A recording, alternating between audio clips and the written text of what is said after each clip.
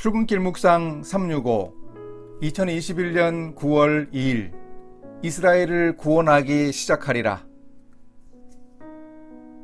한국 대학생 선교회 총재였던 김준건 목사님의 칼럼집에 나오는 글입니다. 한 대학생이 목사님에게 와서 예수님께 헌신한다는 뜻을 설명해 달라고 하자 목사님은 백지 한 장을 가져오게 했습니다. 그 학생에게 예수님 전 백지 위임장이라고 쓰게 한 후 주소와 성명과 작성일을 적고 지장을 찍게 했습니다. 우리가 하나님 나라를 위해 주님께 헌신하는 것에는 주님이 적으시는 대로 우리가 순종한다는 의미가 담겨 있습니다. 오늘의 말씀은 사사기 13장 1절에서 5절, 12절에서 14절입니다. 이스라엘 자손이 다시 여호와의 목전에 악을 행하였으므로 여호와께서 그들을 40년 동안 블레셋 사람의 손에 넘겨주시니라. 소라 땅에 단지파의 가족 중에 마노아라 이름하는 자가 있더라.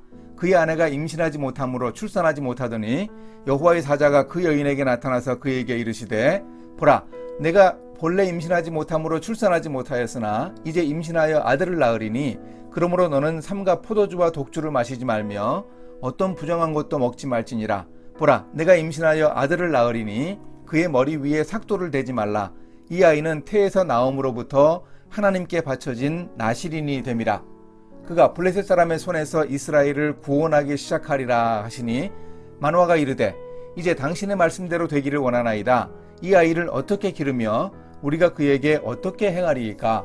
여호와의 사자가 마노아에게 이르되 내가 여인에게 말한 것들을 그가 다 삼가서 포도나무의 소산을 먹지 말며 포도주와 독주를 마시지 말며 어떤 부정한 것도 먹지 말고 내가 그에게 명령한 것은 다 지킬 것이니라 하니라.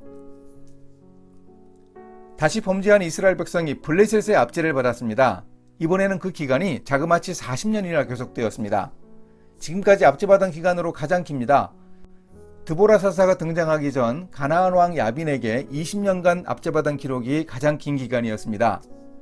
사사들의 등장 이후 평화를 누린 시기가 온니엘과 드보라, 기드온 사사 이후에는 40년씩이고 에우 사사 이후에는 80년이나 되었습니다. 이제 압제를 40년이나 받았습니다. 입다 사사 시절 18년의 압제 후 단 6년의 평화기가 있은 이후 뭔가 분위기가 심상치 않습니다. 사사들의 시대도 끝을 향해 가고 있습니다. 블레셋에게 압제를 받는 기간에 하나님은 삼손을 사사로 예비하셨습니다. 출생할 때부터 나실인이 되게 하셨습니다. 나실인은 보통 한 달의 기간 동안 머리를 깎지 않고 술을 마시지 않으며 시체를 만지지 않는 규례를 지키며 헌신의 삶을 살기로 하나님께 맹세한 사람입니다. 그런데 삼손은 평생 나실인으로 하나님께 헌신해야 할 사람이었습니다. 삼손은 블레셋 사람의 손에서 이스라엘을 구원하는 일을 시작해야 했습니다. 그런데 평생 나실인이 되어 이스라엘을 구할 아이가 태어날 것이라는 하나님의 말씀은 삼손의 아버지가 될 마노아가 아닌 그의 아내에게 먼저 전해졌습니다. 하나님의 사자가 다시 나타나자 마노아는 질문했습니다. 이제 당신의 말씀대로 되기를 원하나이다. 이 아이를 어떻게 기르오며 우리가 그에게 어떻게 행하리이까? 이 질문에는 마노아의 믿음이 담겨 있습니다. 어떻게 자녀를 하나님의 뜻에 합당하게 양육할지 질문했습니다. 하나님의 사자는 마노아의 질문을 받고 그들에게서 태어날 아이 삼손이 하나님께 헌신한 평생 나실인으로 살아야 한다는 사실을 강조했습니다. 삼손이 블레셋의 압제에서 이스라엘을 구원하기 시작할 것이라고 했는데 그러면 누가 이스라엘의 구원을 마무리합니까?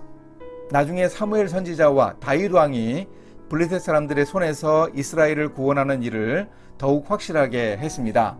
그리고 궁극적으로 이스라엘을 구원하시는 일은 하나님의 아들 그리스도께서 완성하실 것입니다. 하나님이 그림자로 보여주신 대로 인류를 위한 구원이 시작되어 예수님의 오심으로 완성됩니다. 이 땅에 임하는 하나님의 나라를 통해 하나님의 구원이 완성될 것입니다. 이렇게 실천하겠습니다.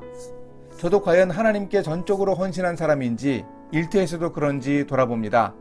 평생 하나님께 헌신하며 살아가야 할 우리 삶의 정체는 바로 우리가 영적 나실인임을 보여줍니다. 우리도 헌신하여 순종하면 하나님은 우리를 통해 하나님의 구원 역사를 이루어 가심을 확신하겠습니다. 함께 기도하십니다. 구원하시는 하나님, 오늘 우리 시대에 세상 속에서 구별되어 하나님께 헌신하는 사람들이 많아지게 도와주소서. 하나님이 주시는 능력으로 무장한 헌신자들이 꼭 필요합니다. 저도 하나님의 나라를 임하게 하는 복된 일에 헌신할 수 있도록 주님이 인도해 주소서. 예수님의 이름으로 기도합니다. 아멘.